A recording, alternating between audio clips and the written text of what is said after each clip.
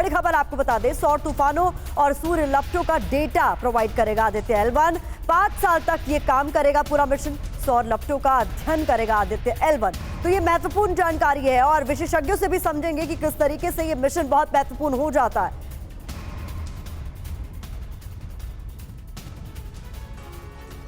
और अब आपको बताते हैं कि आदित्य L1 को तारीख दर तारीख कैसे सफलता मिली, किस तरह से एक एक करके उसने तमाम सीढ़ियां तय की, तमाम जो पॉइंट्स है, मंजिल है, वो तय की। आदित्य L1 की सूर्य यात्रा की हम बात करें तो 2 सितंबर 2023 को आदित्य L1 को लॉन्च किया गया। ये तारीख सबसे महत्वपूर्ण है इस पूरी जर्नी में, क्योंकि 2 सितंबर 2023 को इसे लॉन्च किया गया था। अब अगली तारीख है 19 सितंबर 2023 की, जहां पर स्पीड मैनेज करने के लिए ये सारी प्रक्रिया अपनाई गई।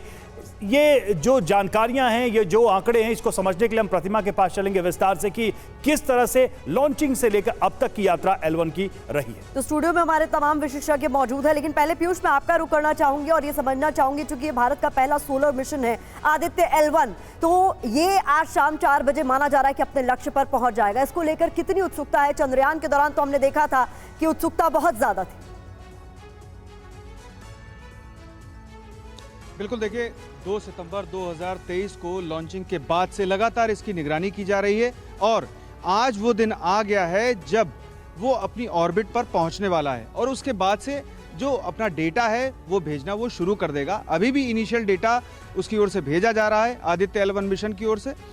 सबसे अहम बात यह कि इसरो के वैज्ञानिक बहुत उत्साहित हैं इसको लेकर के। इसके अलावा देश के जो संस्थान है, खास तौर पर जो अंतरिक्ष विज्ञान से बहुत आशाएं रखते हैं, खास तौर पर इसरो की कई सफलताओं के बाद से, वो भी बहुत उत्साहित हैं क्योंकि ये पहला भारत का सौर मिशन है। अहम बात यह है कि आज की सफलता के साथ ही भारत वो डेटा इकट्ठा करना शुरू कर देगा जो वैश्विक स्तर पर, जो खास तौर पर आप कह सकते हैं कि टेलीकॉम क्षेत्र को तब नुकसान होता है जब कोई अचानक सौर तूफान बड़े पैमाने पर पृथ्वी को प्रभावित करता है और सैटेलाइट को प्रभावित करता है। तो ऐसी बहुत सारी बातें हैं जो इस मिशन से भारत को पता लगेंगी और विश्व स्तर पर भारत इस मामले में सहायता कर सकेगा। जी, और इस बीच बड़ी खबर अपने दर्शकों को बता दें, बेंगलुरु के इसरो कमांड सेंटर से संकेत मिलने शुरू हो गए हैं आदित्य L1 को। ये इस वक्त की बड़ी खबर है। 15 लाख किलोमीटर की दूरी तय करेगा आदित्य L1। 2 सितंबर को इसे लॉन्च किया गया था पिछले ही साल और बेहद महत्वपूर्ण जानकारी आपके सामने है, जहां पर अब इसे सिग्नल भेजने की शुरुआत कर दी गई।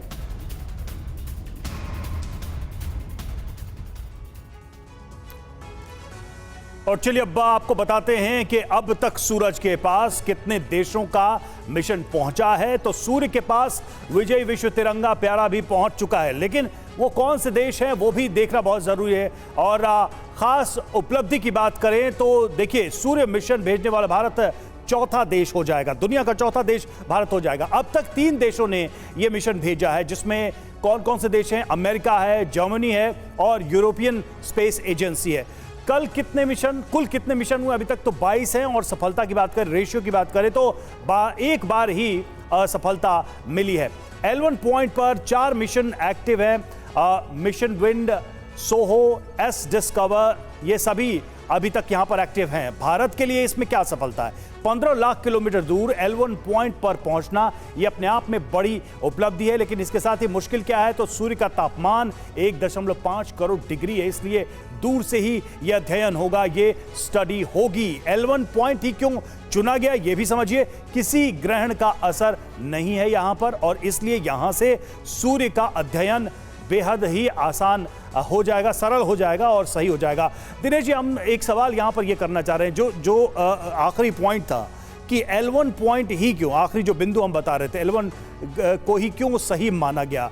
तो ग्रहण का तो असर नहीं होगा, ये बात तो हुई, लेकिन इसके अलावा और क्या विशेष बातें हैं इस L1 पॉइंट की जहां से ये सारी स्टडी की जाएगी, जहां पर स्थापित किया जाएगा आदित्य L1 को? दिनेश, हाँ, L1 पॉइंट की एक विशेषता ये है कि ये कंटिन्यूसली आप लगातार सूरज के ऊपर आप नज़र रख सकते हैं, क्योंकि बहुत सारे जो फिनोमिना हैं वो कब ऑकर करते हैं, अगर 24/7 आप उसके ऊपर नहीं नज़र रखते हैं तो बहुत कुछ मिस हो जाएगा। हमें ये समझना है कि जैसे कि अभी इन्होंने कहा कि कोरोनल मास इजेक्शन या सोलर फ्लेयर, ये सब जो है पृथ्वी के ऊपर जो है हमारे जो इलेक्ट्रॉनिक इक्विपमेंट हैं और नुकसान जो हमें पहुंचा सकते हैं।